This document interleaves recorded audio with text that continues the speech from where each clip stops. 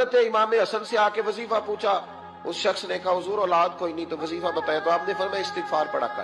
تو حضور پھر میں دوبارہ کعب آؤں تو امام حسن کہنے لگے بے اولاد ہے نا تو، استغفار کا وظیفہ بتایا نا؟ کہا۔ فرمانے لگے اب اس وقت آنا جب اللہ تجھے 10 بیٹے عطا کرے گا۔ کتنے؟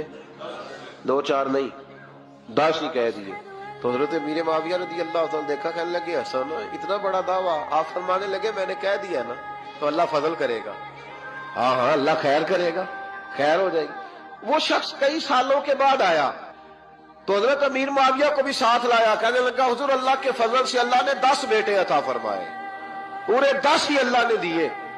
تو حضرت امیر معاویہ کہنے لگے جناب بات تو آپ کی سچی ہو گئی، پر مجھے بھی بتائیے وظیفہ کہاں سے لیا؟ فرمانے لگے قرآن پاک سے، سورہ نوح کی 10 11 12 آیت پڑھو۔ اللہ فرماتے ہیں تم استغفار پڑھو، میں تمہاری بیٹوں سے بھی مدد کروں گا، مالوں سے بھی مدد کروں گا۔